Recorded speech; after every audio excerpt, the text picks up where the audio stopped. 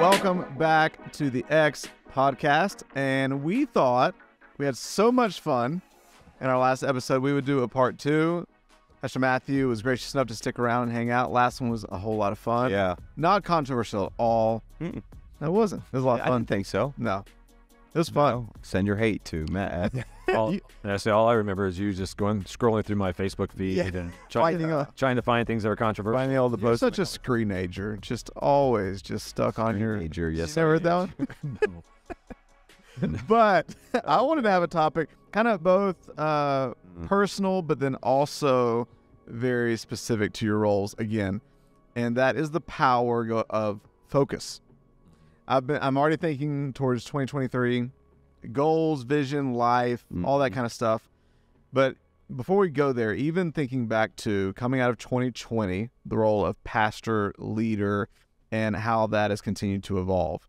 I think even before COVID hit, there seemed to be this pressure, if you're familiar with the faith context, where the leader of, let's say, a sizable church, a modern progressive church, is almost like you need to be pastor, spiritual guru, marketer, business person, influencer, social media user, recruiter, all of these things. And then it seems like post-COVID that has only expedited because we've had to leverage different types of technology, different means. Tech expert. To tech expert, which you already are a tech expert. I dabble, but that was a big challenge, I think, for a lot of pastors who have no experience in that and did not have any kind of streaming, didn't maybe have the staff to do it. All of a sudden, you don't have a church, really, if you can't figure out how to stream online. What was that? I think Erwin Manna said early in the COVID and the quarantine, he said, I fear this really is just on a practical level going to be the ice age for a lot of churches and a lot of pastors, depending on people's ability to adapt and evolve and grow and learn and depending on where they're at. But anyways, I was just curious how that has landed with you two. If you felt that pressure before COVID, if you've felt it increase since, and I guess my specific question is, in a world, and I'm sure like whether you're a single mom out there, you can relate to this. It almost feels like single moms, you need to be mom of the year, yoga expert, dietitian, probably a homeschooler. I feel like in so many areas of life, we're having to wear way more hats than we did before. There's way more pressure to be educated on this, to propose this. In your roles, how do you focus? And I know that's kind of specific, but I'm just curious, how do you decide in a day and a season, no, you know what, regardless of external pressure, like this is what I'm going to focus on, regardless of all things going on in culture and everything else, here's how I'm going to focus my life. For me, being a pastor, I'm also a husband and a father of 4. My 4 kids right now are on 4 different basketball teams. So I have my son's on varsity, my other son's on JV, the other one's on 8th grade, and my daughter is on our 5th grade team. So, it's super busy. I think the number one thing you have to do if you're going to focus is you have to have a goal. You have to have a goal, a very purpose reason for how you're living and operating. And I think, so we have different goals. So we have goals as a family. And when I say that, it's like the destination. This is what we're striving for in our lives. It helps us create our value system, helps us say yes and no to different things. And I think that's probably the major problem that people have is when they're having to make decisions, they don't have any specific goal defined. There's nothing that's a priority. And so what happens is they just become captivated by the urgent. Whatever it is that just came about, they just say yes to it. And for us, so I'll talk about myself individually, but for us as a family, myself individually, I know specifically what I'm called to do. So this is something I've shared in different settings. I don't know how well, it will resonate with people, but I've reached a point now in my ministry. I've been a pastor for 23 years. Our church is of the size where we have 25 staff members, so we're a good-sized staff in that sense. I'm at a point now where I can pick and choose what I can do and what I don't have to do. Yeah. And a few years ago, I just went to our elders and I said, this is what I'd like to focus on. I want to focus on these 3 things with a sub 4th thing. The 3 things is I want to continue to be the primary teacher of our church. So I want to teach well. I'm going to be the primary leader of our church. So I want to stay connected to our ministries and creating the systems that would take us to the next season, next generation. So like some churches will say like the primary vision caster. So I want to be the primary teacher, vision caster. The third is I want to invest in our staff. And so I want to spend a ton of time investing in the staff. The 4th subgroup was I want to invest in other pastors outside of our church, mentor and help in that way. Because pastors did it for me, I want to, continue to pay it forward. But I have those 3 major things that I do, which allows me to say no to a lot of things because it doesn't fit into my goal, my purpose of what I believe God has called me to do. And so that's like on my personal life and in ministry. In my family, we want to disciple our children. We want our kids to know Christ and to grow in an active, vibrant relationship with Him. So we know what we say yes to and what we say no to. So with our kids' activities, our kids are not allowed to miss church for sports. Never have and never will be allowed to. It's just not, and that's a really damaging thing. Wait, what'd you say?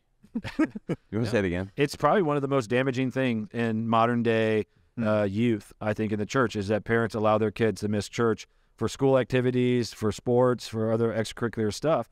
But the reason why is I'm not anti-sport. I was an athlete all throughout. In high school, I played 4 sports actually in high school. Okay, played college basketball. But I want people to understand. How good you were. Yeah, I was amazing. I mean, he basically built an entire gym and added it to his church that he like told everybody it's for the youth, but really it's so he can go and play basketball. Yeah, because I still feel like there's a lot of life left in these 43-year-old legs. And no, but I'd say like I love sports. I played, played in college and stuff. So I'm not anti-sports, but I here's what I know. My kids aren't going professional, and even if they were, one of the things I hate when people say that, like, your kid's not going to be a professional athlete. I'm like, even if they were, that's not the most important thing, because one day they're going to retire. Like, you want them to know Jesus. You want them to be in a relationship. So when Mary and I are saying yes and no to things, who our kids hang out with, what events they can go to, what they can't go to, what movies they can see, what they can have on their phones. Like, I don't allow my kids to have social media on their phones. They don't have social media at all. One of my sons, my oldest, has one account, but it's monitored. Like, we are really active in all of the things with our children because we have a goal. We know what we're striving toward, and I think if you don't have that, it's impossible to set priorities. And so many people are, the reason why that they're having a hard time being focused, the reason why they're basically doing everything at a subpar level or sub-optimum level is because they don't have enough bandwidth, mental bandwidth, emotional bandwidth, physical and strength, and all these bandwidth, because they're saying yes to too many things. In our culture, this is really a phenomenon. In the last 50 to 70 years, one of the things that's changed is if you ask a person how they're doing, one of the things that most often is said is busy. I'm busy. In the last 50 to 70 years, that became a sign of success. Whereas prior to that, if you were successful, you didn't want to be busy. So if someone came to you in the 50s, even into the 60s, and said, how you doing? You like, if you were like, oh, I got nothing but time on my hand, what that signaled to them, you're successful, you're wealthy. And now we want everyone to think, oh, I'm successful because I'm busy. So we just keep saying yes and yes and yes, and we think that's the way to success, that's the way to look important, and it's just not true. Did you have a turning point with that? Like, for a while in your life, were you on the whole treadmill? I mean, go, achieve, and then, I mean, right now there's this whole digital movement, even the whole, if you're familiar with our faith context, like John Mark Comer, the whole Sabbath and rest, is it some of that, or did you hit a wall? I'm curious for you how you decided, okay, now I want to go a different pace. A couple things play into it. So I've always been a very driven person. It's just my personality, and a lot of it had to do with athletics. I just wanted not just to be good, I wanted to be the best, but not in I have to be better than you. It wasn't like an insecurity-based thing. It was just, if I'm going to do it, let's do it, right? So I've had that drive my entire life. I'm also always been a leader and driven in that sense.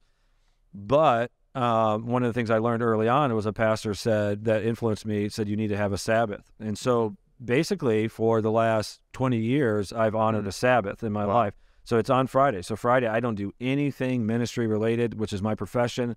And more often than not, it's just spent with something that kind of fills me back up. What do you do? Hang out with my wife, honestly. So like we work out in the morning together, oftentimes with some of our staff. So we work out. Mary and I will get lunch. And then in the night we'll go for a date night more often. And if not, we have like family pizza night and we'll watch a movie together. But my number one thing that fills me up is my wife and then good food, right? So like doing those things together, seeing movies and stuff. So I've always honored the Sabbath. But when I became lead pastor, I won't tell you the whole story of it, but when the elders offered me the position now 12 years ago, my wife asked me, she said, what will it take? And I said, I think for 2 years, it's going to take me working 6 days a week. So I'm still going to honor the Sabbath. It's going to take that. After 3 years, she said to me really politely one day, she said, you said it would be 2 years. It's been 3 years and you're still working 6 days a week. And I realized that's not sustainable and it's not what's best for our family. And so from that point on, I started making changes. And at that time, I went to our elders, and I'm thankful that I have really, really awesome, amazing elders. Like we have a very close relationship. But I went to them and I said, I need to hire more staff because what I'm realizing is I'm doing things that someone else could do and should be doing. We need to hire more staff. And at that point, it was like somewhat in faith. We got to do this. But they agreed to it. So we hired more staff. And from that point on, it has become my rhythm that I continue to do what God has uniquely called me to do, that I can do best and add the greatest value to our church. And everything else, we need to train up volunteers or hire staff or just stop doing it. And so I'll be honest, and this season is the busiest season I've had in a long time because I'm not just lead pastor, I'm also over our youth ministry in this season just because we had some staff transition. So it's really busy, but I'm recognizing that's not the ideal. And so I am working hard to rectify that because this can't be a long-term thing. But in this season, it's okay right now, but it can't be a long-term thing. But again, it's all based on goals. And I think the average person doesn't give much consideration to what they're striving toward and what the ultimate product should look like. And so they just keep saying yes to things. It's good. What about you? No, what was the question? I've forgotten it. The question is, what are your goals for 2023?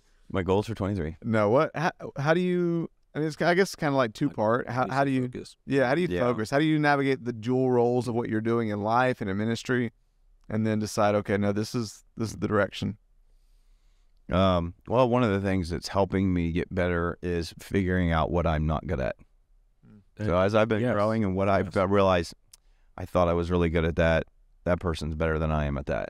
And I think, so there's a little bit of humility when you get to the point where you realize I don't have to do everything and I'm probably not as good as someone else at doing that. And I think when you get to that point, you can release some of the things. I think it's hard.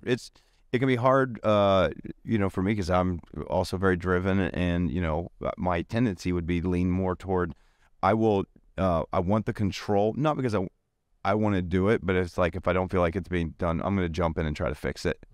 And so I'm trying to learn, when you get good people around you, you don't have to do that. You can trust them to do what they need to do. And so I think personally and professionally, I mean, personally, I have like I have goals, but I don't have, I mean, outside of like kind of the same thing with like family, like whatever. I am so like focused toward and kind of wired for building and creating for ministry and my calling that honestly, when I'm outside of that, I really defer to my wife for what goals that she has for us. And I wasn't working, but it's like, oh, she wants to travel and do that. That's our goals. We're going to go travel and do that. And, I think it's just different in different seasons. I echo what you said. Our kids both did sports and pretty active in sports. I played sports growing up. My wife did not. I played sports growing up. And but we had a pretty hard and fast rule that you almost never would miss church. Sometimes they've had a tournament that would be out of town for all weekend and may go do that. But for the most part, you're always going to be at church on Sunday. Or when we had multiple times around the weekend, you're going to be at one of those. And I'm thankful for that because both of my girls still go to church and they're still invested in church and they love it. And I think that is a big issue today is figuring out your priorities for your time. And so, our family has always kind of lived with, we have family priorities, but we also know that the church and the ministry is a big priority of our entire family. So what's kind of cool is not, we've tried to not make it just something that is mine or mine and my wife's, but it's our families. Like, this is like how we're going to live and spend our time. And so I think, I don't know, it's interesting, a different season. Your kids are starting to get older too. I mean, you've got one that's a senior, and I've got one, last one in the house, who's a senior. And so it's like, as I get a little bit older, and you're basically a grandpa. I'm basically, yeah, that news did come out, didn't it? You're 65 this year. Okay, now let's not flying. Okay, but I think that I have found that I guess the point I'm trying to make, I don't even know if I'm making this, is I have asked, like, my wife and my family have kind of in many ways have supported me in kind of really feeling like, okay, as a family, we get behind you. It's not just a job or career, but it's like a calling, and it's a, ministry is more than just a job for us. May not be for other people. That's the way it feels like, for us, and has been behind it. So I think I try to honor as much as possible what she wants to do, sure, for the family, or that outside of it. Not that I don't have thoughts and ideas, but we do, and we try to keep that focus. I also personally am such a creature of rhythm and habit that I don't like anything to change it. So I don't really have a whole lot of, chasing after this and this. No, it's get up, it's do this, it's go to the gym, it's do this, it's do that. I don't like to change up my routine very much. And so I think that kind of helps me. But in professional, I do agree that I think one of the things I've noticed is, even in what we do in today's culture, the realization is it's like people get into ministry because they have a passion to either help people, or maybe they want to preach, or maybe they want to this, and then you'll find out real fast that you also have to be a financial leader. And you have to be, like you said, an influencer. Now you have a platform. It's not just on the weekends, but now how are you going to steward what you do online? We talked about that previously. There's, you have to be up on everything that is happening culturally. You have to be up on all the hot topics and what's the biblical take on that. You got to be up on theology that's going on. Like, so the demand is so much more than, like, say, leading a company. And I'm not saying that to compare, because there's definitely a big challenge there, but what is asked of you to be is so diverse in this type of context. It is really complicated. I think one of the things that we've done, as a community, as a staff, is that we've tried to really narrow our focus. So one of the things, our staff has done a little bit last year, we are doing this year, is we've implemented something called 4DX, 4 Disciplines of Execution. And it's a great book, and it's more of a model of what you do with your with a little bit of your extra energy, or your energy you can put toward it. And then the idea is just to focus all of that into one wildly important goal, a WIG. And so we met, our staff did, just in this last month, we met, and I basically walked through, listen, we all have a job to do and all that we still have to do, but we're going to take and leverage some of our energy all to move in one direction toward one goal. Yeah. And what it does is it really forces not just the way I'm thinking about what I want to put my extra energy in to move the ball this year, but it forces our entire team, everybody, regardless of what role you're on, to be thinking about that same thing. Yeah. And I think that has been something that I think it kind of unifies, and it kind of helps us all. We're all moving toward one goal. It becomes a priority for our staff. Not that other things aren't important, but it becomes a priority for our staff. And so I think sometimes I agree with what you said, that if you don't have a focus or goal, what do you want to be? I think even as a parent, I think a lot of parenting, and it's so interesting now, because, once you kind of get, I want to say, through most of the parenting, you kind of look back and go, gosh, there are some things I know now I wish I'd known a long time ago. Yeah, for sure. There's no doubt about that. But I'm happy with where we are. And I think at the end of the day, I heard someone once say this, but if you're going to, if it's parenting, if it's financial, if it's anything like that, what is a goal? A goal is look at the end of whatever it looks like. What do you want that to look like? And then work your way back. So if you're a parent, okay, and you've got little kids, how do I parent? How do I make decisions about sports? How do I look at what you want at the end? What do you want at the end when your kids are grown and they're adults? Okay, I want to have a great friendship with my kids. I want my kids to all still, or hopefully have grown and having a faith in Christ the way I do. I want my kids to be active in church as they're adults, with their families, with their spouses. I want to have still a regular family connection with them. Okay, So if those things, if that might just be for me what's important, I take those. I need to work my way back, and I need to make decisions based on that. Mm-hmm. So I just think working for the same thing you do the same thing in finances, right? Your financial stuff. You go meet with a financial advisor, and they're going to say, "What do you want when you retire? Mm-hmm. Oh, what kind of lifestyle you want to live? How much money do you want to live on? Mm-hmm. What do you want? Oh, I want this. Okay, well, you need to be saving this much money. Yeah. Right. So no, that's good. So I think with the end in mind, I heard, was it Jason Laird said, decision by vision. So let vision decide the decisions you're making. Mm-hmm. Would it be, I guess, accurate to say that you both have kind of like lifelong, I mean, but you both would say I have a lifelong calling. So that in turn is a big goal of the kind of person I want to be, how I want to serve the church. But then would you say you have goals by season? Like, would you two be the kind that do you go into 2023 and say, this year in my health, I want to achieve this, and in my family, I want to achieve this, in finances, I want to achieve this? Do you think that way?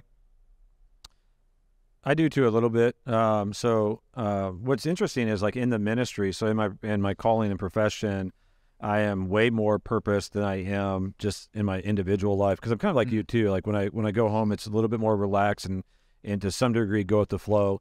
But in ministry, I'm hyper focused and purpose. One, just because it is how I'm wired, but two, I take the calling very seriously, because it's not what's at stake. I'll say it that way. Mm-hmm. People's eternal salvation. I mean, we want people to know Jesus, so we put a lot of energy into it. So like in every season for us in our work environment, we set goals, we talk about it. So we just got back from a staff retreat of all of our directors, and we looked at our mission statement. We put stuff out there. These are our goals. How are we, we critique and evaluate everything. We create action steps to get there. So it's multiple day process of just hours and hours of meetings where we're setting all of the goals for this year, because then our team will go in and fill in the systems. So it's like that principle is how we operate as a church and as a staff. In my own personal life, though, it's a little bit more relational than where I'm not, like I set some goals, like, so this upcoming year, my birthday's in May. So my next birthday, I've set some fitness goals for that time. I want to be able to do, like, I want to be able to snatch my body weight, bench press my body weight, back squat my body. Like, I've done like all these different things I'm working toward. I find goals just help me stay a little bit more focused in that. But when we're talking about, like, as a family, every season of their life, it does change, but the ultimate goal doesn't. So like the ultimate goal is, so you gave a bunch of really good different things, but one of those things has to trump everything else. Right. And so for us, it was, what's the ultimate goal? The ultimate goal is we want our kids to have an active, vibrant relationship with Jesus Christ. I love that. So that is like what we want. So in every season, it changes a little bit in that season what it looks like, but it's still that ultimate goal. So like, again, when my kids asked to hang out with certain kids that weren't going in that same direction, we use that goal as a defining element. So like I said this to my kids from an early age, I hope you like me when you're older, but that's not my ultimate goal. My ultimate goal is for you to know Jesus Christ and to love him. So I'm going to make decisions that at times you're going to be very upset with me about, me and your mom. And we've made decisions that, I won't sugarcoat it. We've made decisions where my kids have been in tears about, because everybody else is doing it. Everybody else has phones. Everyone else has this app. Everyone else can go to this party. And we're having to say, I get that, but that doesn't fit our goals as a family. And so that became a part of my kids' vocabulary, where they would even say to us, like, I realize that's, like, we do things differently. I realize that. And so they understood the why behind it. And again, not easy. When your kids are crying, like, it's an emotional thing, because you're feeling that and that tension of it. But it allows us to say yes to what needs to be said yes to, and no. So even like with marrying me, like, so here's a life goal I have. I want to finish well. My grandfather was a pastor. He passed away just a couple years ago. He pastored for 60 years, and when he got done, there was never once ever a hint of anything negative on his ministry. That's what I want. I want that. So in order to finish strong, there's a lot of things I say no to now. There's a lot of protections I put around me. So like how I interact with the opposite sex. Like, I don't do meetings, and this is referred to as the Billy Graham rule. Yeah. You've probably heard it. Our culture makes fun of it now, and I'm like, I couldn't care less, because it's a rule to protect everyone, my reputation, myself. I don't have a lot of lost time. Like, my wife, when I get in my vehicle, I always call her. I always let her know, like, I'm on my way home. Like, she knows where I'm at all times. My wife has access to all my phones, my computers, anything. So like, if my wife were to walk in right now without hesitation, I'd hand her my phone. Yep, you have the passwords. I don't want secrets. Why?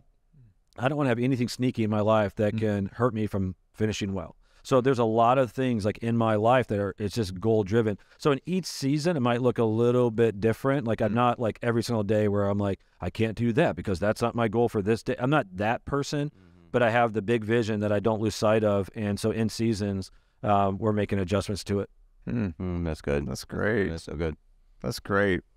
This may be just a selfish personal question because I'll just be honest, this is something I wrestle with. And part of it just may be my wiring. I don't know if it's the driven side of me or it's the neurotic side of me, but kind of related to focus. One of the things that I've always felt this restless tension with is my rate of absorption versus execution. And what I mean by that is, you know, as a leader and as someone who loves to learn and always wants to get better, like there's so many podcasts at times I'm listening to, messages I'm listening to. There's your, you know, in the faith context, there's my daily devotions that I'm wanting to apply. There are the goals that I have. And at times I feel almost, I have years where I do better at this than others, and I have seasons where I do better at this than others. But at times I feel like I come back to, man, what do I apply? Like there's only so many hours in a day. I don't want to just read the scripture in the morning and not apply it. I don't want to just continue to hear mindless podcasts and not apply them. And that you get emails, and I don't know about y'all, I get emails in my inbox, Carey Newhoff, here are the 10 things you need to do today to become a better leader. Then you read the newest leadership book. Here are the 21 irrefutable laws of that I need to do if I'm going to ever. I don't know if you two struggle with that, but at times I'm just like, where do I start? What do I do and not do? And I'm just curious if y'all have any practical handles for how you approach the information you receive, good information at times, and how you apply, sift through that. Yeah. If you even struggle with that. For me, that's, again, it may be a weird Russ thing. Yeah. It's probably a weird Russ thing. There are a lot of that. Yeah. Well, a couple of things that I do. You're talking about how much stuff we absorb. I will say one of the things that I think really did help me a little bit with focus was getting off social media for the most part, because that is a constant, like, it's you're absorbing, but you're also wasting time half of the time. And I think an emotional energy. And so when back in 2020, when I kind of got real serious, and I actually, it was because of a goal. I had given myself a goal that by a certain age, I wanted to have written a book. And so that wasn't the motivating factor, because I had that goal like 5 years before I did the book. But I felt inspired to write the book, which was the real motivating factor. But in the back of my mind was like, oh yeah, there's that goal. I wanted to, So I finished it in the year that I was that year, not before that. But that was kind of the back of my mind. And so one of the things though that I did in order to give myself more bandwidth to do that was I removed a lot of those sources. So I mean, for me, I guess I would say is I control completely. At least I try what I consume, and when I say that, it's and I guess everybody controls it, but I'm not on social media hardly ever, so I don't have random stuff just coming at me that takes me down rabbit holes, and I just go into that. That helps a little bit. Secondly, is I have some very normal rhythms of when I listen to podcasts and when I listen to books, and so I keep those rhythms when I'm working out, when I'm doing certain things. I have those kind of rhythms when I do it. And I've been in a season which has been very helpful for me, where I don't watch the news. I know you said you like to watch the news. I don't watch the news. You read it. I do. Because I can do it quickly. Yeah. And it's done. I will read curated news that gets sent to me via email that I'll scan through and go, oh, that article looks interesting, or what's going on in the Senate, what's going, but usually it's like 3 or 4 minutes to read an article on something, and then I'm done. I put it away and I move on. So I try not to just spend unnecessary time and energy just sitting there, absorbing too much. I try not to. But I know in a season of like kind of restricting, I guess I would say not control, restricting the amount of stuff I did in there, it really enabled me to get to a space where I was beginning to think more about what I was trying to do. I'll tell you the biggest one for me was just social media. I would constantly see what everybody else was doing. And then I'm speaking in a church context, and I'd be like, oh man, maybe we should be doing that. oh, they did a series. I guess maybe I should be doing that. When I stopped doing that, and literally I'm oblivious. I have no. Some people go, "Hey, do you see what so and so is doing in Texas?" Nope, I have no clue. For such a long time that it enabled me to actually focus on what do I feel like I need to talk about? What do I feel like God's pressing on my heart to do? What am I? And I think I actually started to receive a lot more of like inspiration, and and because I wasn't as distracted. So. Practical handles is hard. I mean, for me, restricting my time on social media was a huge one. I think that really made a pretty big difference. And I would say too, just not curating your information, curating your news, who you're getting it from, and ask other people. Well, like you'd said previous podcasts, hey, there's these 2 sources where I get my news from. Find out what it is and get rid of all the rest of the sources. One of the things I constantly do, this is kind of funny. But you know how you have your email account and you use it to buy stuff online, you do whatever, and for whatever reason it gets on a million different lists and you just get spam constantly. I'm one of the people that with my main private email address, I was just doing it yesterday, I constantly unsubscribe. I spent 20 minutes yesterday. All I do is I constantly I got them back. I know sometimes they say it takes days and sometimes I'll unsubscribe and I think they won't do it. Yeah. But I literally, or I'll mark it as spam. So I'm hoping that the app does it. And because I don't want tons of email, just kind of like, it just distracts me. And so I'm unsubscribing from lists. I do that periodically, but that's something I do every vacation is I spend like you do? a solid couple hours unsubscribing from as many. Everything. Yeah, it feels great when you do. No, it's so good. So I guess you have to kind of control the narrative a little bit if you can. I'll add on to what Tim said. I think one of the mistakes that leaders make is they just take in too much information. I think we are information overload culture, and there is this. I think it's just fake pressure that someone out there has some system that if I just learn it, I'm going to be a better leader. And I mean, if you just have like a basic, I would say a basic biblical worldview, you realize the disciples were not learned men, right? And like they were effective in ministry because they allowed the Holy Spirit to lead them. And that sounds like a really churchy or pastor answer, but I mean that genuinely is what God has called us to do. He's going to equip us to do it if we'll seek Him and His presence. So like when Peter and John were in front of the Sanhedrin and they were like baffled, they're like, aren't these unlearned men? Aren't these fishermen? Like, how are they speaking? Yeah. And it's what Jesus promised. He said, like, when you guys go, I'm going to empower you. I'm going to give you things to say. I'm going to remind you of my teaching.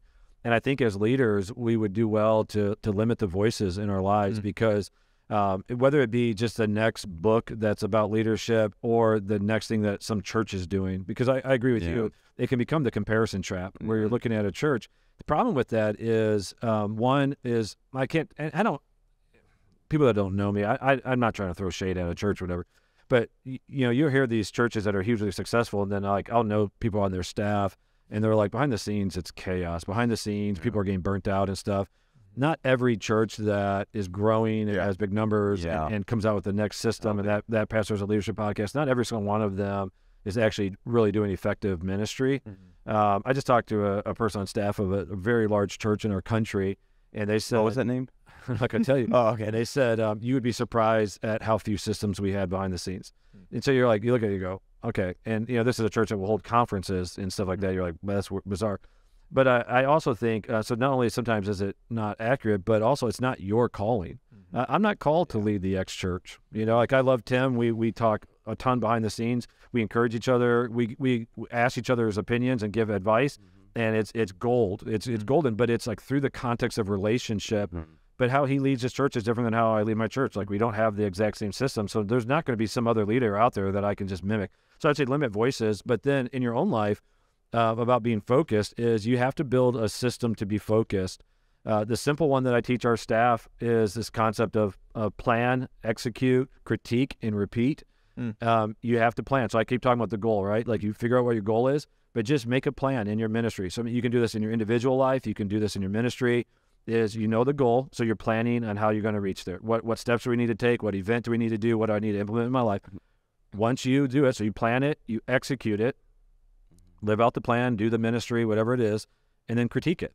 What worked? What didn't work? Then you tweak whatever you need to, and then you plan again, and you execute again, and you critique. It's so simple because anybody can do it.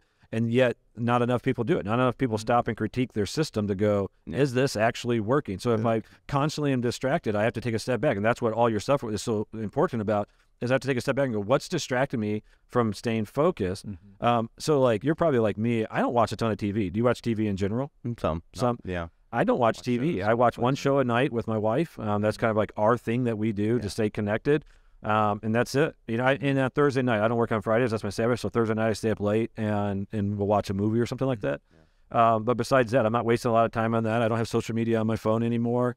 I'm not wasting a ton of time in my life so that I can stay focused. The next thing I'd say about staying focused is rest. This is one thing that I've had to learn. I even more so recently. I hate to admit it, but I'm old enough. I'm 43, so I'm old enough that my body just doesn't have the same energy it once did. And there are times I've realized during the day, so this is crazy, but during the day I have to take a nap. Like there are just times, it doesn't have to be super long, but like if I'm doing sermon prep, and there are times, you guys all done this, where you've read the same page 9 times and you don't know what you just read. Like if I'm doing that in my notes and I'm reading over and I go, man, like I'm having a hard time focus. Yeah, I've learned if I lay down and take a 45-minute nap or 3 hours, whatever it is, you take a nap. 3 hours. Not typically that long, but if you take a nap, I'll get up and my brain will just be so much more fresh and I get more done. Yeah. I think so many people are operating at a level of exhaustion that they're having a hard time staying focused because they're just mentally exhausted. Yeah. And so you have to have rest. And you need to do when I say rest, the freedom for what works for you. I have staff members that real rest for them is going on a hike. That's not for me, right? So like for me, it's hanging out with friends, it's hanging out with my wife, it's watching a movie, it's relaxing, it's sleeping. Figuring out that so that you can get back to it. So like the principle of a Sabbath is the same principle as a tithe. A principle of a tithe with your finances is you're saying to God, God, I believe with 90% you can do more than I can with 100. Same thing with a Sabbath. I believe in 6 days, God, you can do more than I can with 7.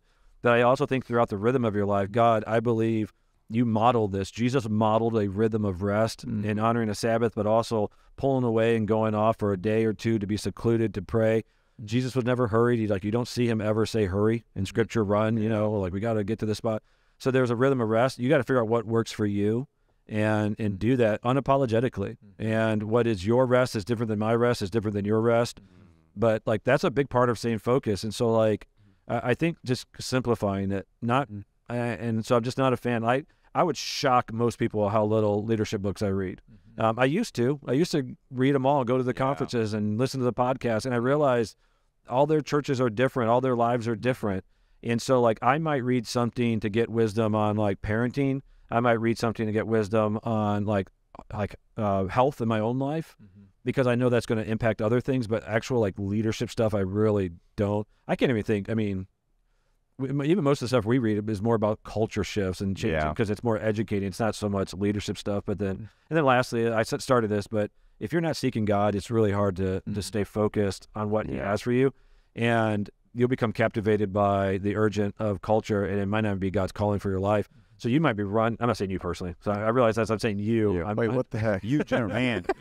You got a lot to work on there, buddy. No, this is great. But think about how many people are running, and they're so exhausted running toward a target that I think if they stopped and had a conversation with God, He would say, I never put that target in front of you. It's good. And so I'm not empowering you to get there. I mean, you know what I'm saying? Like if Jesus promised that He's going to empower us to accomplish the calling of our life, it's safe to say if we're running toward a calling that He didn't give us, He's going to not only not empower, He's going to disempower it. And so like there are a lot of people that they're feeling burned out in their families and marriages and all this stuff. And it's like you're running toward targets that God never called you toward. I'll give one last example. I know I've talked a lot, but one last example of the danger of this. Years ago, I was talking with this couple, and they were having like legit marital crisis. And I said, when's the last time you guys hung out? And I'm not exaggerating when I say this. It sounds like a pastor story, like where they make them up. But the couple said like months. What are you talking about? They said months. And I go, what's going on? They said, our kids are in so many different activities. We haven't had dinner together in months. We haven't gone to bed at the same time in months. We are just running in opposite directions. They're taking this kid to that way. And I go, so in me and my blunt way of communicating, I said, you're real nice. So I said, so you're allowing your kids' schedules to shape the values of your home and the goals of your home. And when your kids grow up and move out, your marriage will be nothing and you probably will be divorced. And you're okay with that? And they were like, well, it's just a season. I was like, it's just a season your marriage might not recover from. And I think that's the danger is so many families are allowing kids and their wants and desires to shape the goals for the family. And so they're all running at all these different things. Yeah. And it's like, you guys, everyone needs to take a step back and say, what are our goals? And so like, and say no to things. So I'm unapologetic about what I say no to. People would be like, oh, you should be burning yourself out, doing this and that. And I go, no, I don't see that in the scriptures. Yeah. So I say no more than I say yes to things. I love it. I think it's great. I have publicly shared so many things that I look up to about you, Tim, and some, especially during the book release and from this podcast and from platform, and there's so many things about you that inspire me. Matt, two of the things I've always noticed about you, and I don't even know if a lot of times I feel like some of the strengths we have, we don't even see them. It's just us, and so I don't know how much of this is personality. I don't know how much this is the fruit of what you've been sharing, that you've been practicing. But two things I've always noticed about you as a leader that has struck me is how relaxed and secure you are. Mm-hmm. And so some of that may come from the Sabbath thing. Some of that may come from personality. Not to be all Enneagram. You're an 8, right? Mm-hmm. So a lot of 8s, I know there is a natural confidence. But sure. I'm curious for anybody, because I think those are two great attributes to have in a leader, really in a human being, is to be relaxed and secure. Yeah. I just think there's power in that. And I don't know where to riff on with that. Have you been told that? Where do you think some of that comes from? How do you build that? It's come from, this is going to sound like over spiritualizing myself, but I'm not, because I think it's available to anyone. It really does come from a genuine heart of seeking after God. I'm so purpose about it. Like I used to feel somewhat insecure of almost saying things like that because it sounded like I'm lifting myself up, but I realized, as Paul said, follow me as I follow Jesus. It's like that idea as leaders, that's what we're called to do. If we're not modeling for our people what healthy life looks like, then we're doing something wrong. So like early on, I was like, I want to be healthy. I want to be healthy in my marriage. I want to be healthy in my family. And so I had to be very purposed about things. So all the things that I'm saying is the reason why I have confidence is because I'm living out what I feel God's called me to do. So I am consistently seeking God. I'm consistently in his presence through prayer, through reading his word. And I really do invite the Holy Spirit to search my heart. It's one of my most common prayers that I pray is search my heart. It's what David prayed in Psalm 139. Show me if there's any anxious way. Show me if there's anything wicked about my heart. And so like a prayer that I often pray is I say to God, like, I want purity of heart. I want clarity of vision, and I want increased faith. And so like I even taught our church that a couple years ago for like the New Year's message. It's what I prayed every day for a year. Purity of heart. Like I want to just not be, I don't want to have sin. I don't have hidden sin. I don't want to have things that are destructive to my life and ministry. I want clarity of vision. God, just show me what you want me to do. And then I want you to increase my faith, because when God shows you what he wants, it's bigger than what you can do and who you are, but then he's faithful to empower that. I think the average person doesn't spend enough time seeking God, and so they are running after a bunch of things and nothing feels successful, and so in that comes insecurity. For me, I run after so few things, and those few things seem to have God's blessing on them. And so it does give me a relaxation to it and a peace about it. But it came through a lot of trial and error. I mean, like there were years where I wasn't. I was the guy that was running frantically for years, and I went, it doesn't feel right. It doesn't feel good. So like now in my life, seeking after God, I mean, like I again, like behind the scenes, if you were to talk to my wife or kids, they'll tell you I put them as a priority. So like my kids, all 4 of them, 100% love the church. They are active volunteers in our church. They look forward to it. It's like on Sunday morning, this sounds, again, like an exaggerated thing. Mary and I have to be at church by 7 a.m. on Sunday mornings. We're both on staff. And so we leave our house typically even earlier than that. We'll leave about 6:30. Our kids, who could come in later because my one son drives, asked to go with us so that they could just go and be at church and connect with their friends and serve and different things, because they see it modeled in our home. Ministry is a beautiful thing. Like you said earlier about, I think it was this podcast. Yeah, it was this one. I can't remember because we recorded 2. But where like it was your family calling, like they knew it was your calling. Like that's how it is for us. But again, it's because they're seeing it behind the scenes. They're seeing the value of it. Like faith is real. Faith is genuine. Yeah. And so I prioritize Mary. I prioritize my kids, which means I have to say no to a lot of things. I don't do any evening meetings. That's probably pretty rare for a lot of pastors. But just years ago, I just gave myself permission. I was like, no, if I can't, like, this is a weird thing, but people were like, well, I have to work during the day. So only time I can come in at night. And I was like, so you're saying you want me to come in at night, and I'm saying no, like I work during the day, and it's like you can come in during the day if you want to meet. And I'm not talking about crisis situation. I'm just talking about like people want to meet. So like, you want to meet during the day? Sure, I'll schedule a meeting and we'll sit down and talk. But no, I'm not doing evening meetings. I don't. So again, that's kind of a long answer, but that's good. That's good. Always a couple quick questions to wrap up. I always like to ask this if I have leaders around. And I know we talked about being selective on the content you consume, and so there may not be anything particular you're reading, but I always like to ask, okay, for both of you, what, if anything, you're reading or who are you listening to that is shaping you? Could be theology, leadership, culture, whatever, but what are you consuming right now that is impacting you? What are you learning? I read I'm not being funny here. His book was excellent. I read The Scary Faith, was really good for me. I know you would think I was being a joking, like, no, I could be a smart aleck, but no, like reading stuff of people that my heart can relate to. So like I said this to Tim before, was when I read his book, there's a uniqueness about a lead pastor that only lead pastors understand being a lead pastor. And I heard a pastor say that years ago when I wasn't a lead pastor, and I thought, like, I don't know what that means until I was a lead pastor. So like reading his book, even though it's good for the masses, for me, understanding the specifics of it, even being his friend behind the scenes, I was like, that was so good for my heart to hear, like, yeah, so this is what it feels like. He was able to put into words what it feels like, the scariness of faith and of leading.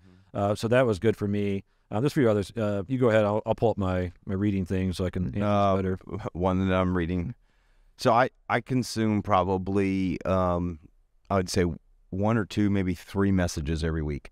Different people. Here, I'm not being funny real quick. What's the one I was currently listening to? Scary Face. He's listening. Yeah, I'm listening to So I listen to a few different messages every week. I will say one of the things that I am a multitasker when it comes to consuming or absorbing information. So I part of it is, you talk about funny about focus. I would almost guarantee you that if I had gone to see a doctor, I would 100% be ADHD. Even still now, my wife says there's tendencies that you do things that is totally ADHD. There's things I do. So focus is an issue for me. Like I have to think about focus. What's helped me is scheduling my life. I guess just to scheduling my greatest moments of energy into the most important things. Yeah. So first, almost, it's rare that I'll ever have a meeting in the mornings, Monday through Thursday. Then I'm off on Friday.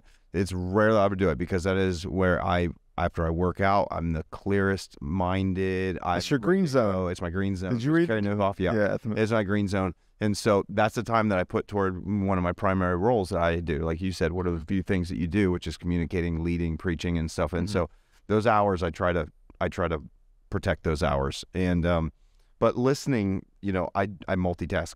So some people, when they work out, they need music to get themselves amped up and pumped up. I don't. I listen. I learn. That's my favorite time. That, mowing, doing those kind of things. Those are the times when I do. So right now I'm listening to because I love listening to books more than I do even reading them. A book that was recommended by not just you, but a couple others, but A Burning in My Bones by Eugene Peterson. Yeah, well, not by him, a biography of Eugene Peterson's life, which has just been fascinating. That book has been recommended to me by like 4 or 5 other people. In the last 3 years, not you said that, not ever book. You said this might be my all-time favorite. It's one of, in the last few years, that book has impacted me more than any other. Okay. Besides Scary Faith. It's pretty fascinating. Besides Scary Face. Nice try. And then a couple other ones that I did. I read Delete That by John Crist, his favorite guy. And John Crist, his favorite, the comedian you can't stand. I read his book Delete That. You are accurate in that. It was kind of more of a fun read, but he talks about his journey of dealing with addictions, of applause, affirmation, what comedy did for him, and that was just kind of fascinating. And then I'm reading a biography on Albert Einstein right now. I love it. So For me, a lot of what I've read this past year, like I'm looking at a list of like a dozen books. I mean, I just read so much. No, I'm just kidding. It sounds, no, I listen to a ton, but you probably a lot of my stuff was like specific for a sermon series. I was doing like issues about what I was looking at and stuff. But I think "Live No Lies" by John Mark Comer was one of my favorites. The Defining Decade was really fascinating. Yeah, I like about basically how we've told people in their 20s, like, don't waste your 20s, and how that's destroyed a generation.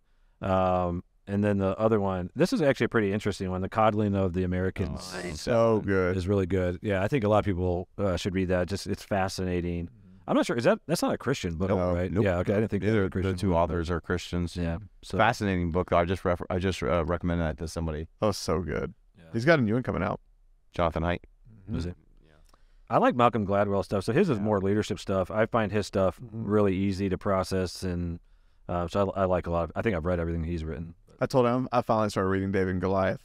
About halfway through. Oh, no, okay. I didn't finish. Once I picked up Burning in My Bones, it was Burning in Your Bones. It was Burning in My Bones.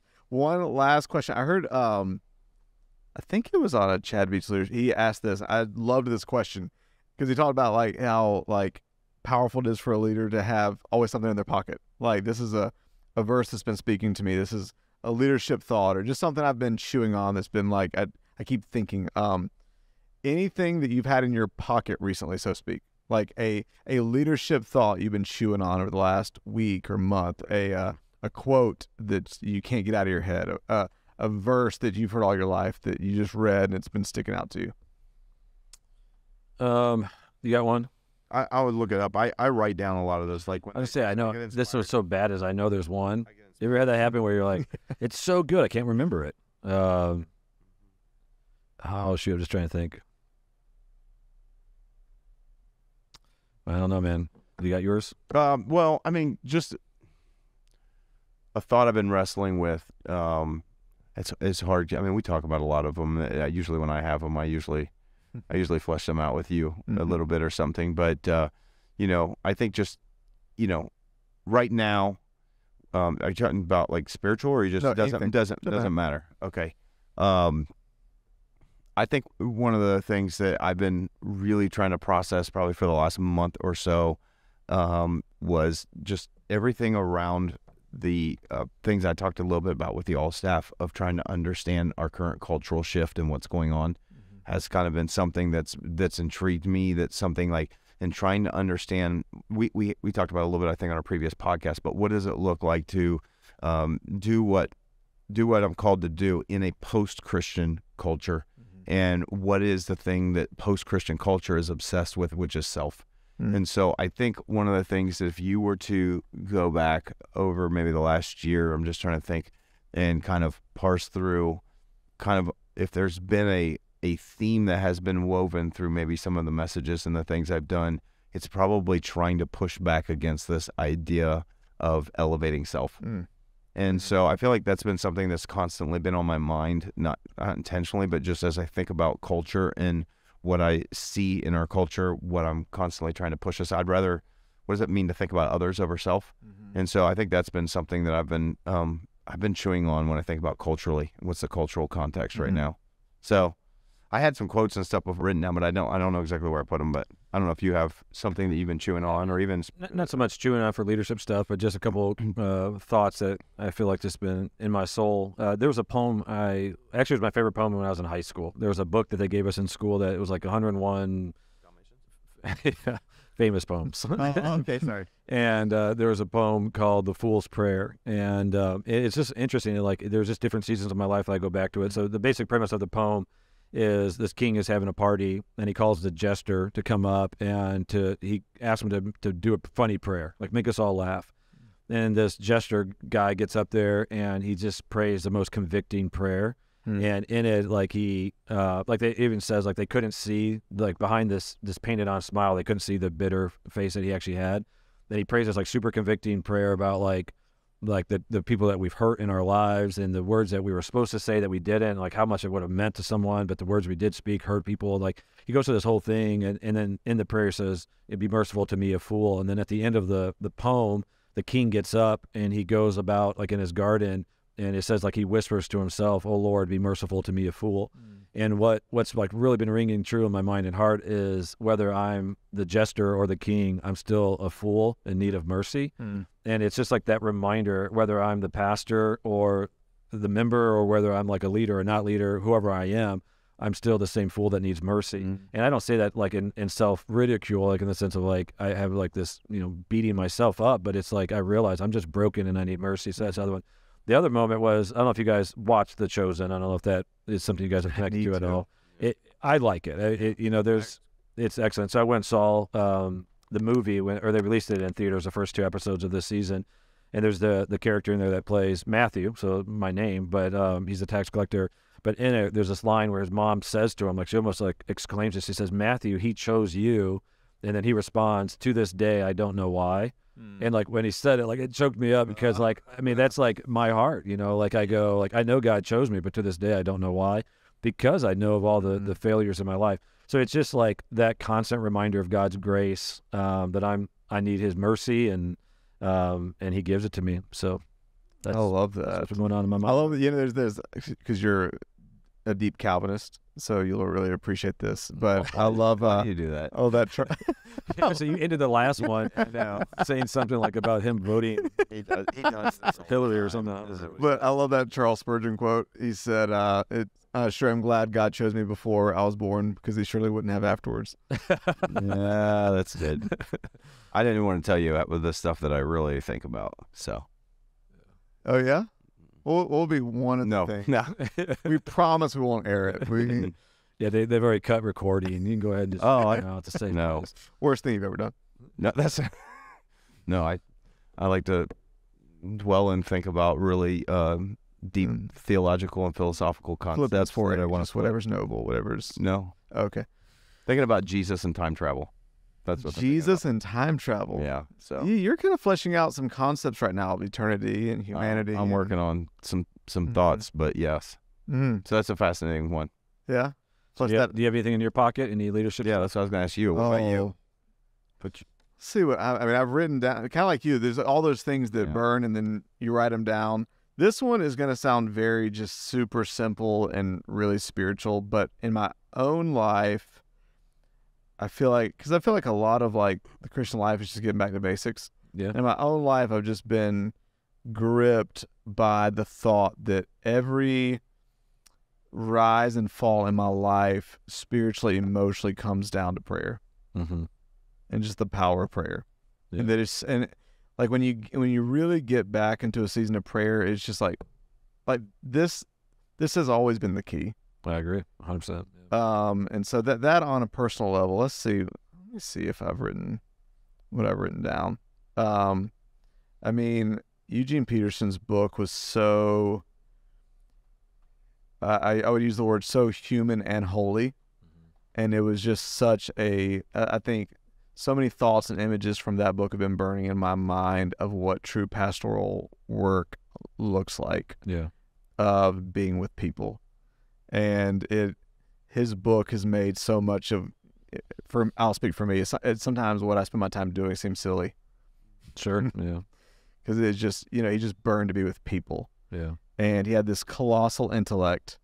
And you could feel this tension as you're reading the book between his colossal intellect and if he wasn't careful, he could just slide completely into academia, completely into his mind. But he never could get away from the nitty-gritty beauty of life is to be with people. Yeah. And to hurt with people and weep with people. And that's been standing out to me, but also so encouraged by his humanity. And I mean, the book doesn't like sweep his humanity under the rug, his imperfections, his flaws. I'm having trouble finding my... Nah, no worries, man. But anyways, thank you guys for sharing your thoughts and leadership and wisdom. Pastor Matthew, it's always just such a joy to have you. I love being here. Yeah. Thanks for being on it with us. It's so great. Talked about a lot, covered a lot. If you have been listening, let us know something that stood out to you. And we really, really appreciate you joining us. If you get a moment, if you've not yet, rate, like, review, subscribe. And until next time, we'll see you next week.